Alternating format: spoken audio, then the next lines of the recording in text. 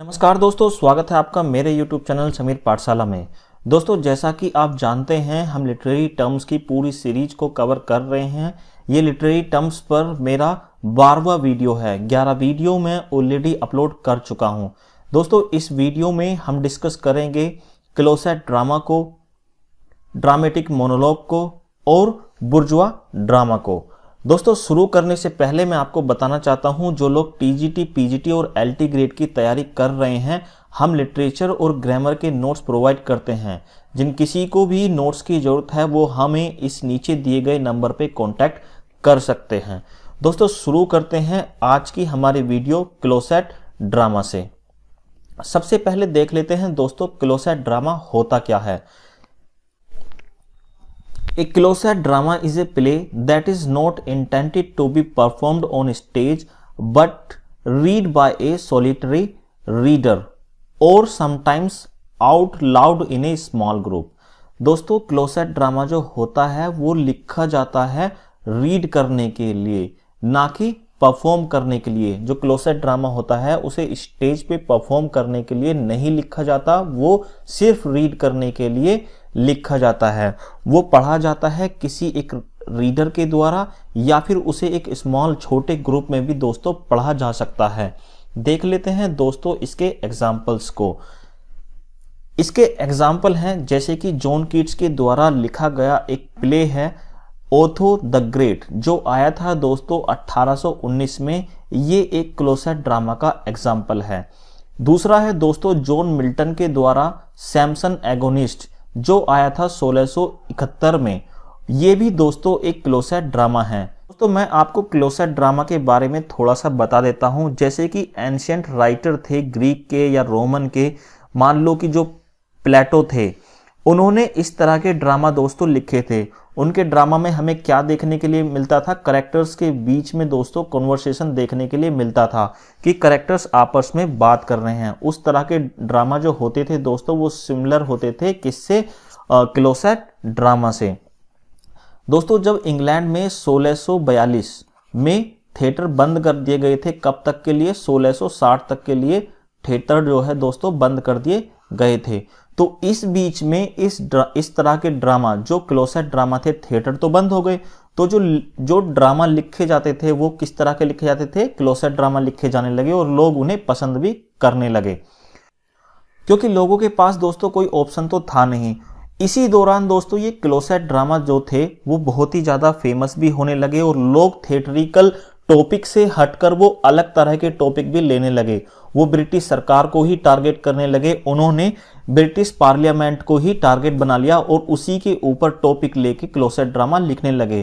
तो इस तरह के जो क्लोसेट ड्रामा थे वो क्रांतिकारी ड्रामा के रूप में भी दोस्तों साबित हुए। उसी समय पर एक राइटर थे दोस्तों जो स्टेज प्ले लिखते थे, जो स्टेज पे परफॉर्म किया जाने लगे, जिनका नाम था थॉमस किलीग्रू। ये प्ले थे जो स्टेज प्ले लिखा करते थे, लेकिन इन्होंने भी उस तरह के प्ले जो है लिखने बंद कर दिए और ये किस तरह के प्ले लिखने लगे दोस्तों, क्लोसेट ड्रामा लिखने लगे। दोस्तों, इन्हें इंग्लिश सिविल वॉर के दौरान इंग्लैंड से निकाल दिया गया था।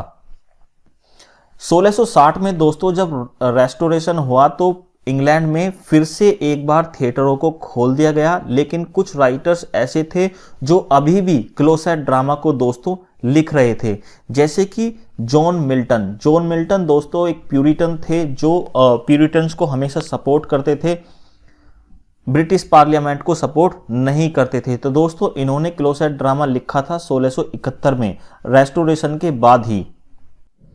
उसके बाद दोस्तों 18th सेंचुरी में ये पॉपुलर रहे। फिर 19th सेंचुरी के कुछ पोएट थे दोस्तों जैसे कि पीवी शैले, लॉर्ड बायरन और अलेक्जेंडर पुश्किन। इन्होंने सबने जो है क्लोसेट ड्रामा को दोस्तों लिखा था। आई होप दोस्तों आपको क्लोसेट ड्रामा अच्छे से समझ में आ गया होगा। दोस्तों, क्लोसेट ड्रामा जो होता है वो होता है कि जिसे स्टेज पे परफॉर्म ना किया जाए, उन्हें पढ़ने के लिए लिखा जाता है। वो पढ़े जा सकते हैं किसी सिंगल रीडर के द्वारा या फिर एक ग्रुप में थोड़ा जोर से भी उनको पढ़ा जा सकता है। ये दोनों उसके एग्जाम्पल्स हैं। बढ़ते हैं दोस्तों अगले लिटरेरी टर्म की तरफ। दूसरा लिटरेरी टर्म है दोस्तों ड्रामेटिक मोनोलॉग।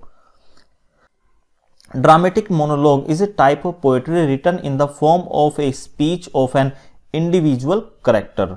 ड्रामेटिक मोनोलॉग जो होता है दोस्तों एक लेंदी स्पीच होती है, एक लंबी स्पीच होती है, जिसे पोएट्री की फॉर्म में भी लिखा जा सकता है और उसे स्पीच की फॉर्म में कौन कहता है दोस्तों, एक सिंगल स्पीकर या फिर इंडिविजुअल कैरेक्टर कोई भी जो होता है उसी को हम ड्रामेटिक मोनोलॉग कहते हैं। उसकी स्पीच जो होती है उसी को हम ड्रामेटिक मोनोलॉग कहते हैं।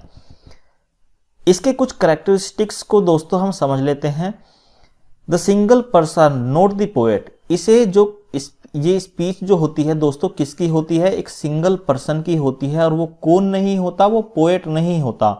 Utters the speech that makes up the whole of the poem in a specific situation at a critical moment.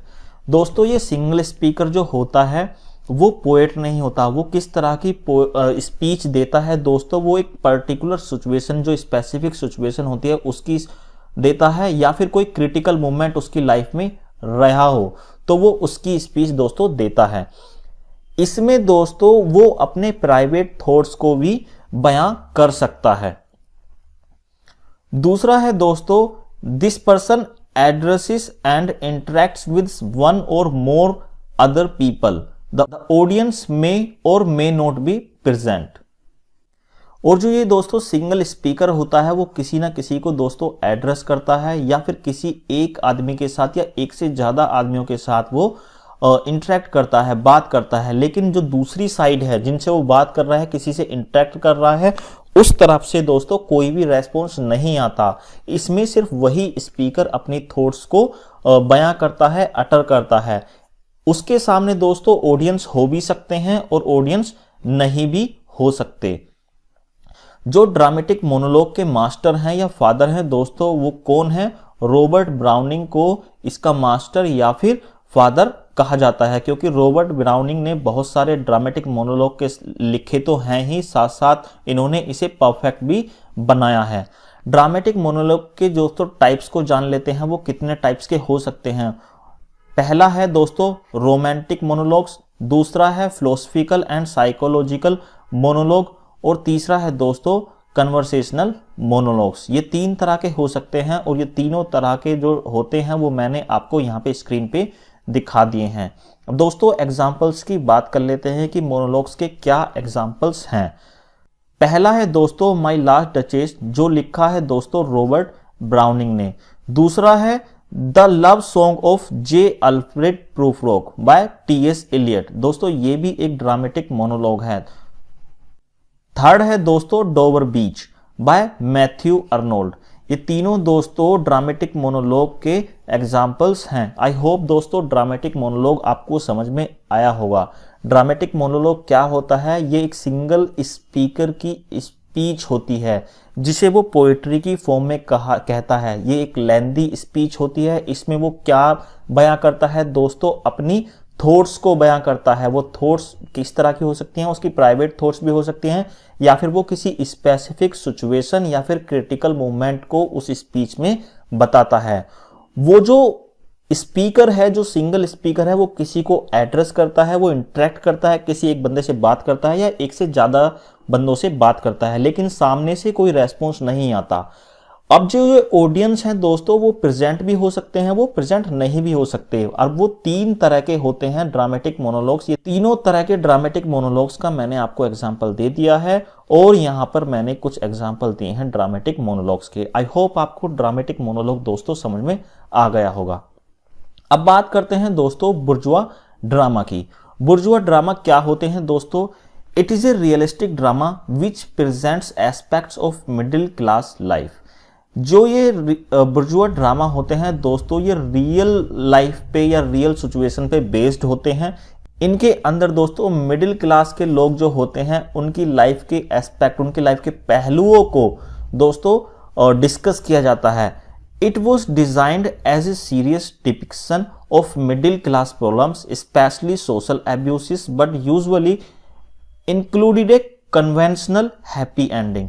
इसके अंदर मिडिल क्लास के जो लोग हैं उनकी प्रॉब्लम्स को और जो सोशल एब्यूसिस हैं, जो उनकी सामाजिक बुराइयां हैं, उनको डिस्कस किया जाता है। लेकिन अंत में दोस्तों इसकी जो एंडिंग होती है वो हैप्पी एंडिंग होती है। आई होप दोस्तों आपको बुर्जुआ ड्रामा भी समझ में आ गया होगा। इस वीडियो में दोस्तों इतना ही, मिलते हैं एक अगली वीडियो में, तब तक के लिए जय हिंद।